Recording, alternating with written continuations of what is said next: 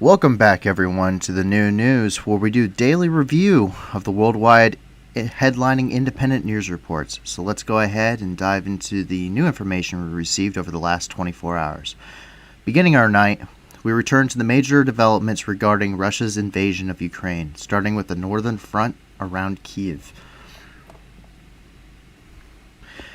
The U.S. Department of Defense and the Ukrainian officials state that the supposed reduction, quote-unquote, in military activity by Russia in the northern front is actually Russian units repositioning. This comes as attacks near Kyiv and Chernihiv continue.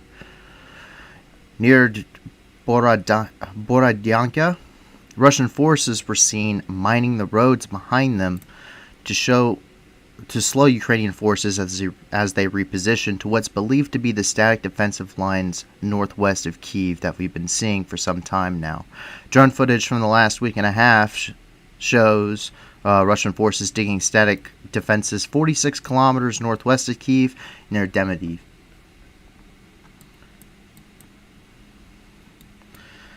And digging in along the whole line of the European River. So if we take a look here, we'll see the Russians have actually been using landmines.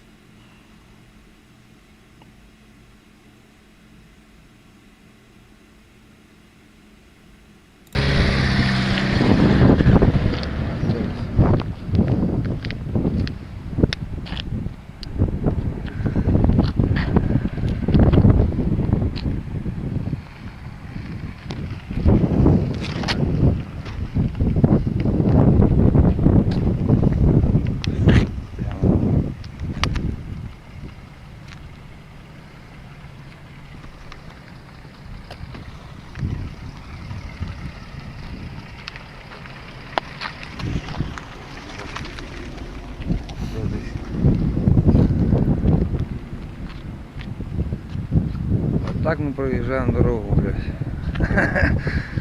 Это пиздец.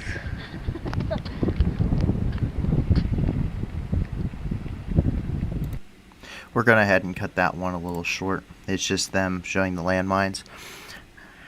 It's actually a fact that self-initiated landmines were actually banned by the Geneva Convention, yet they're used worldwide by multiple military armed forces, including the armed forces of the Russian Federation.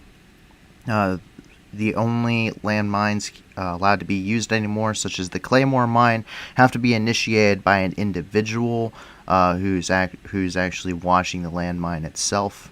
They can no longer be self-triggered. So just the simple use of landmines, whether that's anti-tank or anti-personnel, is actually against the Geneva Convention. So either side using those has to be thoughtful of going through and using them. And obviously here, one wrong thing or one wrong little turn, and that could send your whole car up, considering those are anti-tank mines. Now, as we move along here, we move down a little bit further south to what has been recently liberated, the town of Irpin. Liberated on the 28th of March, has seen a drastic increase of Ukrainian forces conducting patrols. And as the fighting has lulled along the northern front to the northwest of Kyiv, civilians have started to actually come out of their shelters, and some even becoming overjoyed with the sight of the liberating Ukrainian military, like this grandmother that we saw today.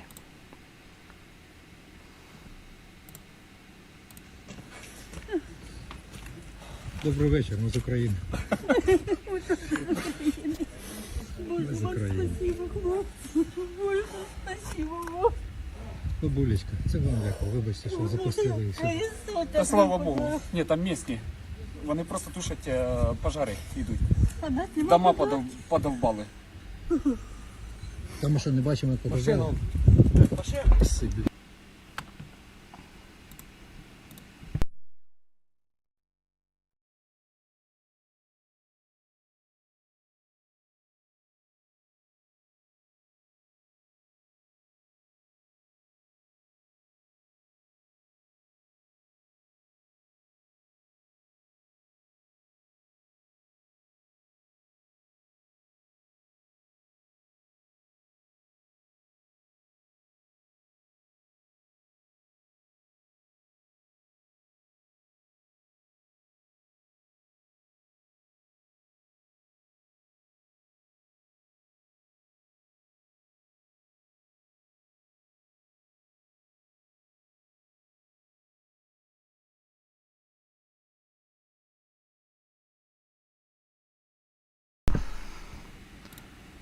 The Russian, so obviously the attacks on Irpin have come at a cost, as well as its occupation.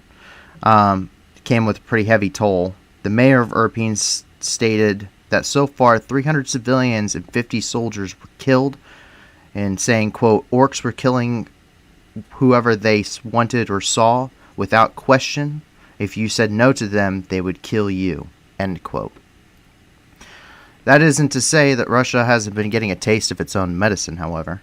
They are paying for their atrocities, and as we have seen over the last few weeks here, the Ukrainians have been capturing a pretty significant amount of equipment from the Russian Federation, and now, as we've seen a few times before, is getting used against them, and it's getting used along this northern front.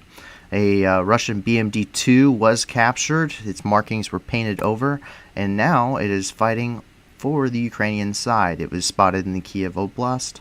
We're not quite sure exactly where, but considering where most of the fighting has been ongoing, we can safe to say it's around the Irpin-Bucha area. Now, as we continue along, Chernihiv has seen, we don't have a whole lot of footage coming out of this area, but it was reported today by the mayor of Chernihiv that there has been quite a significant uptick in the last 24 hours of activity, and what seems to be an ongoing offensive in the area. So what we have seen here is actually what appears to be some breakthrough convoys have actually made it around Chernihiv, but were swiftly destroyed by Ukrainian forces. Fighting here in the north, we can see that a Ukrainian patrol, was actually coming through the town or the village of Slobodka and actually destroyed a T-72B3.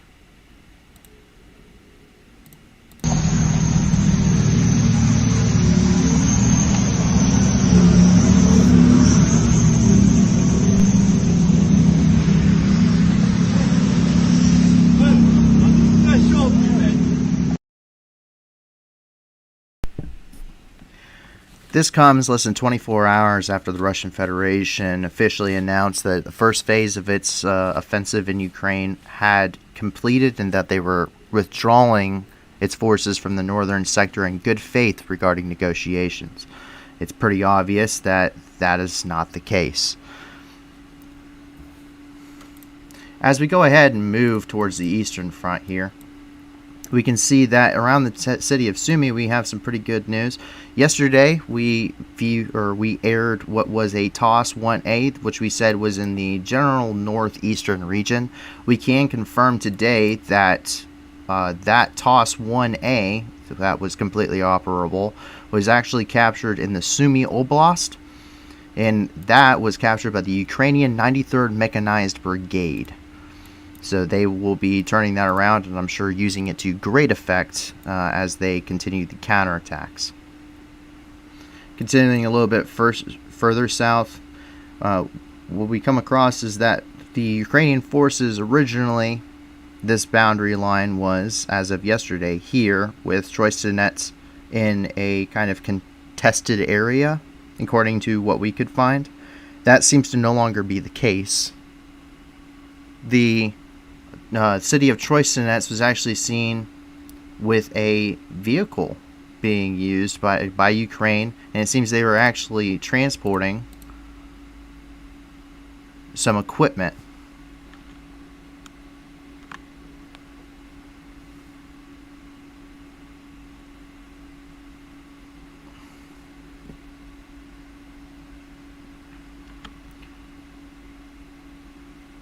So we know that that is no longer a contested area, otherwise it would be completely unsafe to be used around there, or to be transporting equipment that openly and trying to recover equipment from that area. So that's pretty good news. It means that the Ukrainian counteroffensive has consistently pushed back on what seems to be all fronts after what was happening up here in Irpin, Bucha, and Hostomel. And now it appears to be the same kind of situation here in the Sumy Oblast. As we continue down to Kharkiv, we can see that a Russian helicopter was actually downed. It's reportedly believed to be an Mi-8. There's also possible conflicting reports it was an Mi-26. Regardless, we can see that this was brought down in a rather violent fashion, and I do not believe that the crew probably survived. So that's what we have coming out today from Kharkiv itself. Otherwise, it's been relatively quiet. We do know that the city has been under some pretty consistent shelling since the beginning of the onslaught from Russia. We do not know what exactly is going on in this area. It seems that as the counteroffensives took place and began, it's gone relatively quiet on all fronts. When it comes to footage coming out of there, whatever has been coming out has not been easily identifiable or geolocate, or easy for us to geolocate, kind of figure out where it's going on at, simply because you don't want to show where your friends are.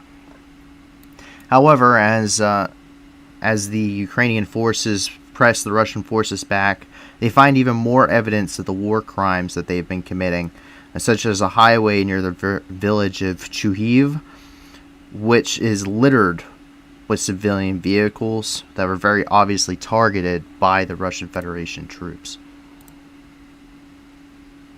And we have a pretty decent series of pictures here. Obviously a fuel tanker that has the entire front end burned away. Lots of civilian cars just destroyed and stuck in the middle.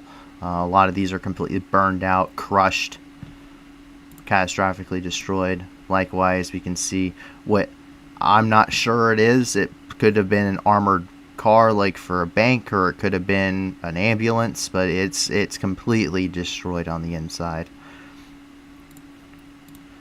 And I think that as the Ukrainian forces push further and further, we're going to start seeing more and more stuff like this, that while it doesn't make top headlines like some of the atrocities during the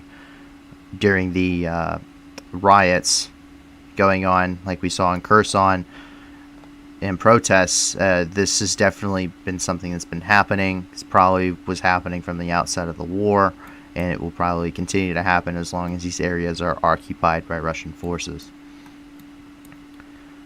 Going a little bit further south here, we know that Donetsk was actually under an air assault today. We saw 2 Russian Su-35s that were headed towards Donetsk. It seems that the fighting in this region has actually gotten even worse. Continual bombardments of both government and DPR-controlled areas have increased in the last roughly 24 to 48 hours to some pretty significant level. And as we can see here, it seems the Russian Air Force is also participating in that.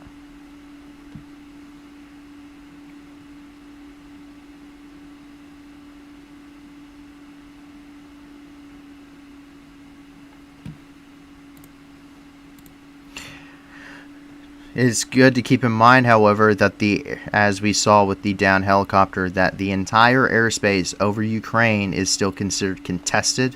Despite being numerically superior, Russia has not been able to gain any kind of air superiority in the entire country, and they still come under constant risk of either anti-air fire, whether that be man-pads or larger launchers, or whether that's the Ukrainian Air Force themselves, who are still conducting sorties in the country. However, much like we've seen a lot of increase here in Donetsk, that is affecting civilian populaces on both sides of the both government and DPR-controlled territory. Here in the DPR-held territories, we see there's a pretty decent amount of carnage. We have a completely destroyed building here. There's no way anyone's going to live in that anymore, because it seems like it's an apartment building. The bombardments have been absolutely horrific.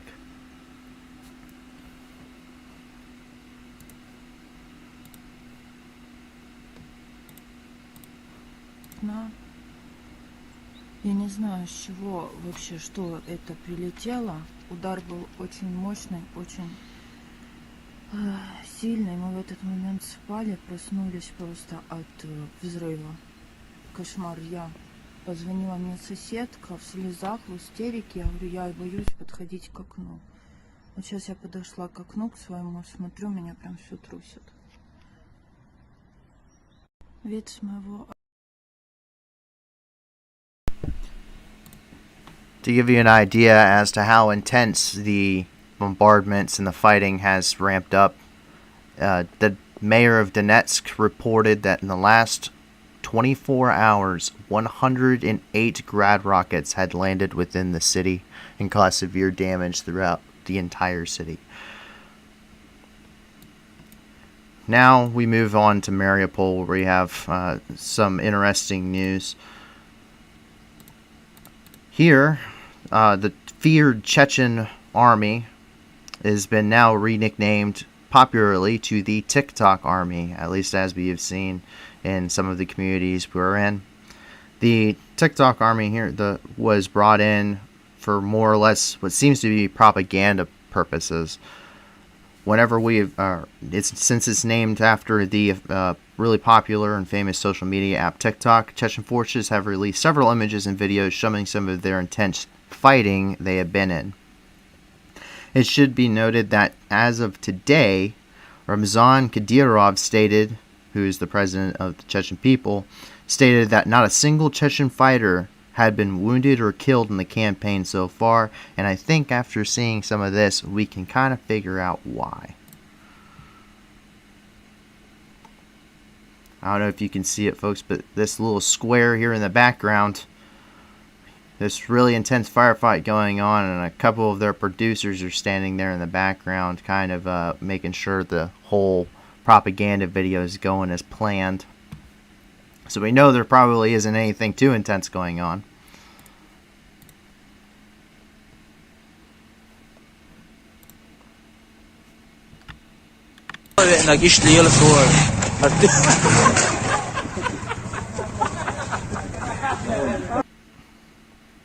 Probably not something I would want to be doing in a war zone, is kind of messing around. Considering how bitter the fighting's supposed to be in Mariupol, I can't imagine they're anywhere near it if they're messing around like that.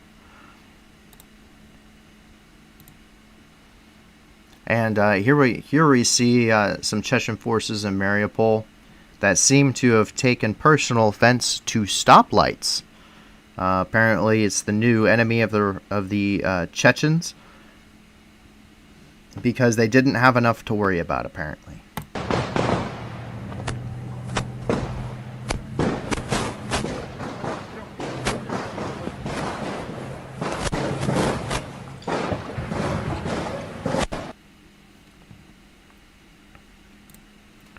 Considering how bad the logistics issues have been for the Russian Federation to get ammo, even basic things like food and new equipment and clothing to their troops throughout this campaign, I don't quite understand why they would waste the ammo.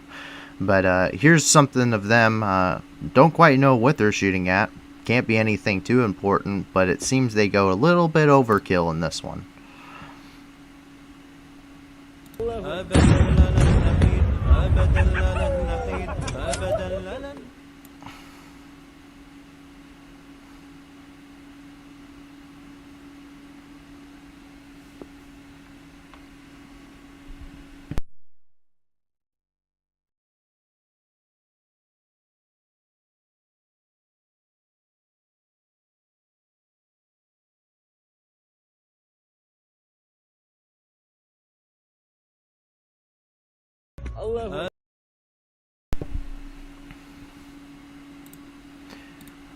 Obviously, the forces there regarding the Chechens are being used to their best potential, which seems to be a propaganda campaign, which is pretty interesting.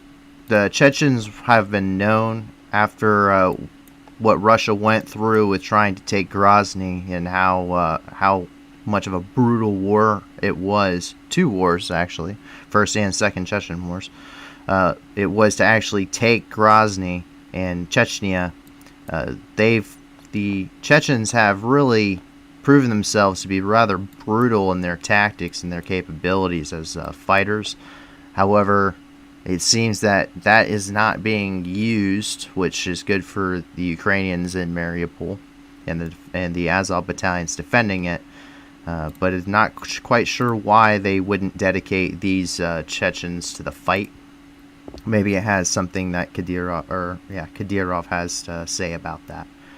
However, moving on to some much more somber news out of Mariupol, the Ukrainian Defense Ministry released a tweet today stating that Russian forces spent several days raping a woman to death in front of her own 6-year-old son. While the rumors of such activities have been occurring in the occupied zones for some time now, this is the first time either side has publicly come forward to state such a thing.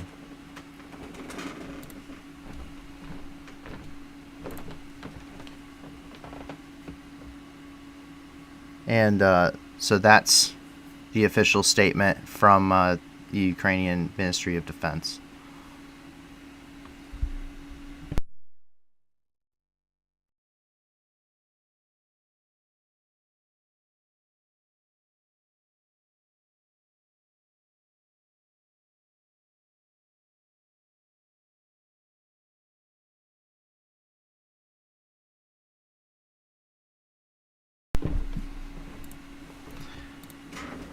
Moving on from the somber news that has been happening for some weeks in Mariupol, we can move on to something a little bit more upbeat. So it would appear that the convoy that we reported on yesterday appears to have been destroyed, as we were joking about in the stream yesterday. That convoy was at least 13 vehicles of it, and more than likely the personnel within them, were destroyed while on their way to what is believed to have been the front going towards Mykolaiv. We have some pretty good images here regarding that.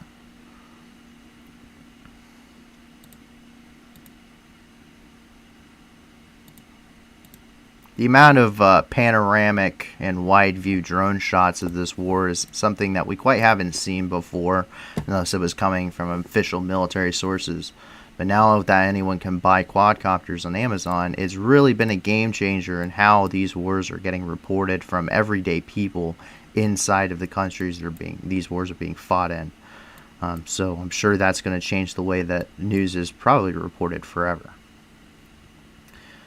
However, in a little bit more somber news for the night, the death toll of the administrative building in Mykolaiv that were reported on yesterday. Initially, we reported that there were 3 confirmed dead. As of today, that has risen to 15 dead, according to the mayor there in Mykolaiv. So obviously, those are rising. Probably several of the 22 people that were injured probably passed away, unfortunately, from their injuries.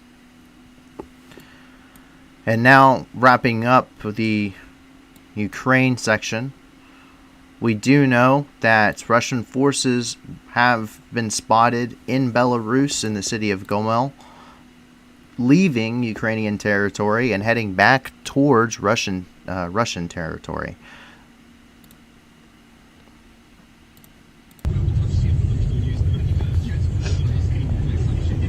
Based on their equipment, these are probably likely VDV forces, considering they are using mostly BMDs, which are paradroppable infantry fighting vehicles, similar to the BMP used by standard ground forces. We do know that the VDV, which is the Russian paratroopers, have been highly used in and around Hostomel, Irpin, Bucha, and the northwestern front there along Kyiv.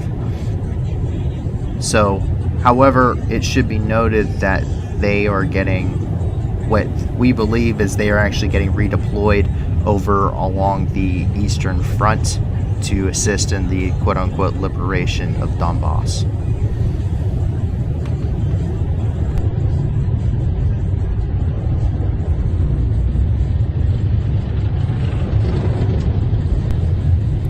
cut that one a little bit short. It's just the same convoy. We actually have another one here. Same convoy.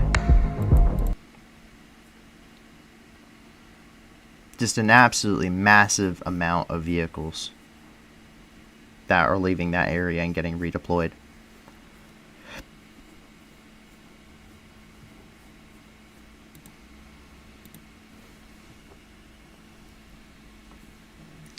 Now we can move on to the international news, because there have been several developments in the world today.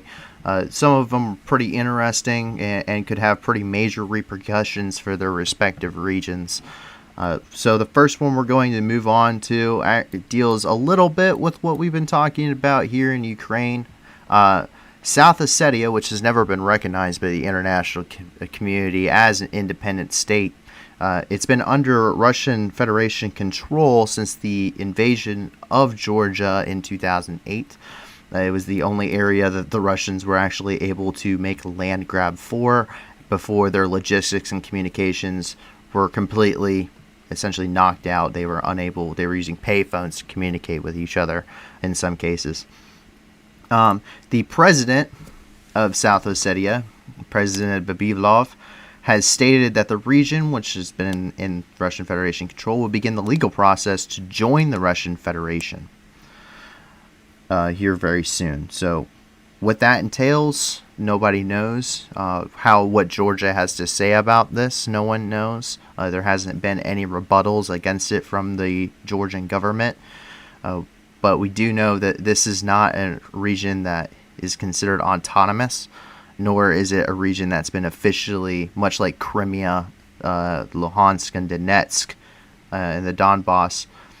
None of these regions have been considered that they're on their own by the international community. They have never been supported by anyone outside of the Russian Federation.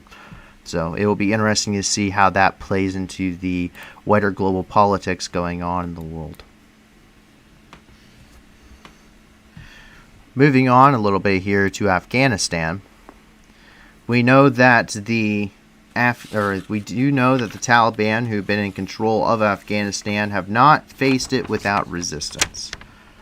Afghanistan was taken over by the Taliban last year, in 2021, as the coalition forces officially pulled out of the country.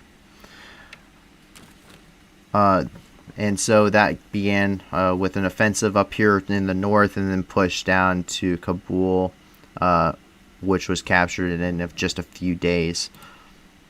But we do know that 15 Taliban fighters and a police headquarters that they were using were killed by militia resistance movement, which is led by Ahmad Massoud.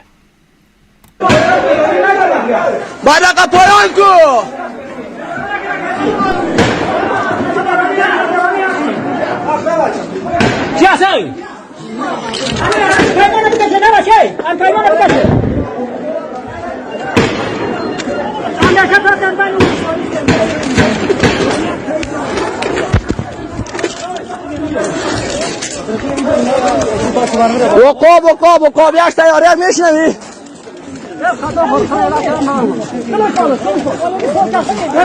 نظیف میشنوی نظیف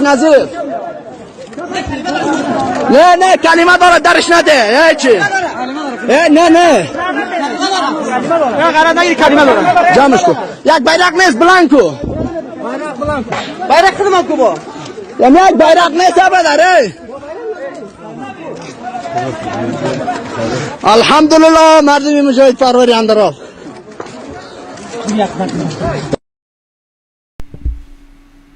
Obviously, Massoud's resistance is pretty happy with the results. To give you a little bit of backstory, Ahmed Massoud vowed to resist the Taliban, much like his father, after the fall of Kabul and the collapse of the Afghani government. Massoud's father, Ahmed Shah Massoud, was the leader of the Northern Alliance, which resisted the Taliban's control for over a decade after they took control of the country prior to 9/11. And the Northern Alliance, led by Ahmed Shah Massoud, actually fought alongside the coalition forces during the invasion of Afghanistan in 2001 and 2002, and actually helped take key cities in the northern tribal regions.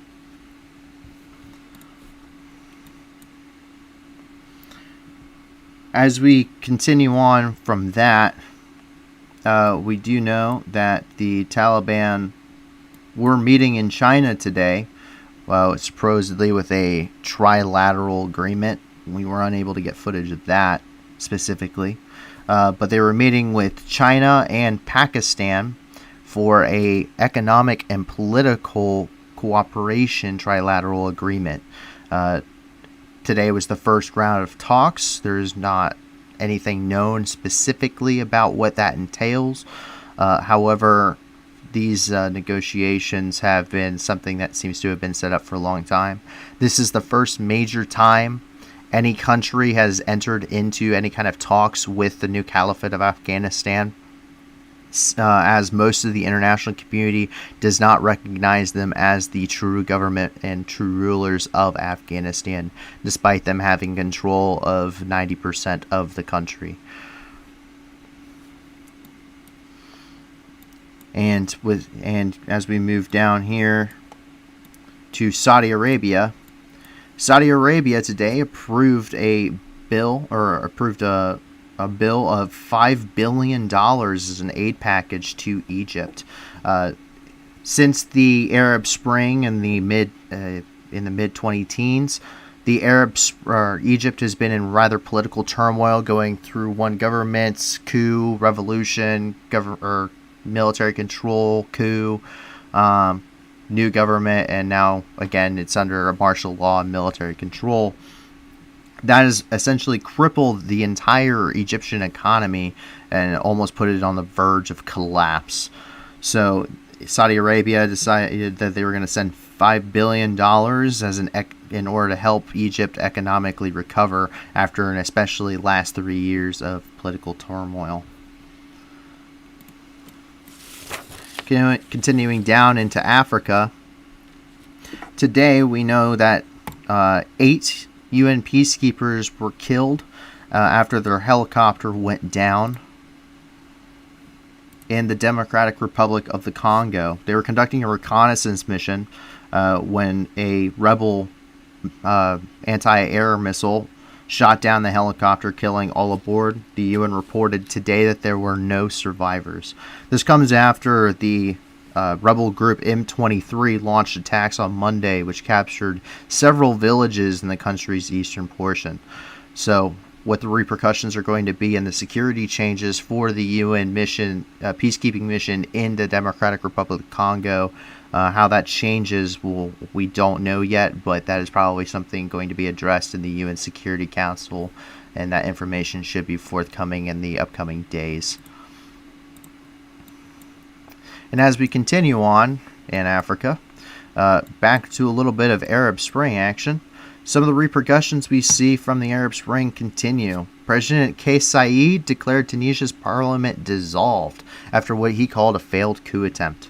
In about the last year or so, President Kais Saied has been giving himself more and more presidential decrees that almost gave him complete control over the country. The lawmakers of the parliament met secretly online and voted to repeal some of these presidential decrees. However, that obviously did not go so well and is quickly moving into an authoritarian government. Protests have already started in Tunisia regarding this. However, more information, whether those have turned violent or not, which is often the case in this region, we don't know. But that at this point leaves President Saied as a dictator. And finally, with a little bit good news to wrap up our night tonight. The Hubble telescope, launched in 1990, has amazed the world once again by sending back images of the most distant star ever seen by humans. This coming from the NASA website. This star is 28 billion light years from Earth. It's the furthest one ever seen by any human eyes. The astronauts and the astronomers have named it Arundel, which means morning star in Old English.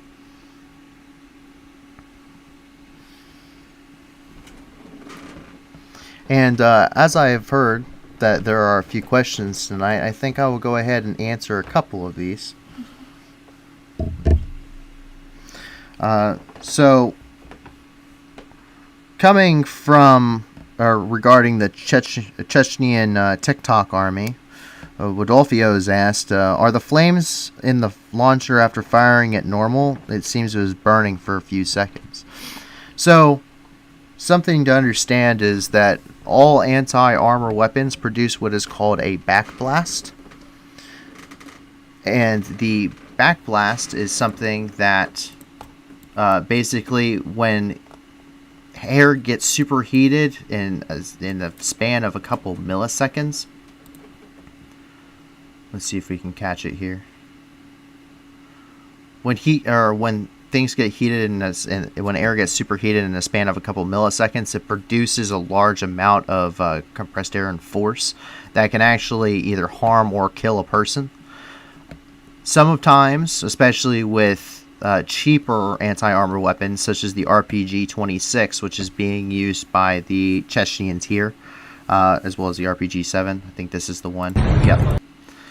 With that launch there, sometimes there is still materials inside of the rocket after it's fired that has a chance to burn away. This normally happens with some cheaper made. This can still happen with other types of munitions. The AT-4 compressed or confined space or CS variant, which is the one we've actually seen most common with the Ukrainian forces, actually uses foam to reduce the backblast so they can use it in smaller spaces. And there have been plenty of times where that foam actually catches fire and burns for a few seconds after the rocket's been launched.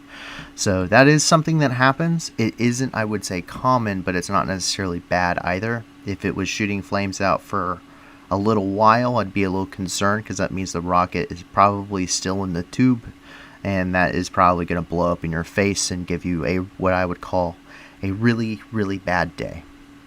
So I hope that answers that question. And so with that, we have wrapped up our daily news review for the day. Thank you as you continue to support us as we grow as a news source and allowing us to continue to be a force for good.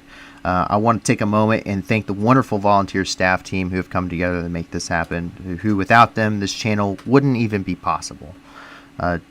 And with that, don't forget to like and subscribe if you haven't already. It supports us and it lets us get out to even more people.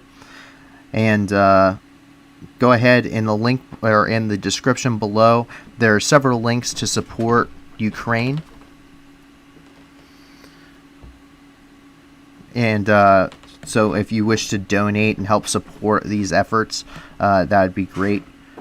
Once we get large enough to where we can come to the point become monetized, there will be a fundraiser on every single stream that we do that will hopefully be focusing on ongoing efforts inside of wherever we are talking about, whether that's a malaria outbreak in Southeast Asia, whether that's the Ukraine crisis, whether that's world hunger in Africa, or ongoing humanitarian crises in Venezuela and Colombia. We always want to be able to continue to be a global force for good. And so with that, every little bit helps with when you're donating towards Ukraine. And join us again tomorrow for another daily update. And have a great rest of your guys' day.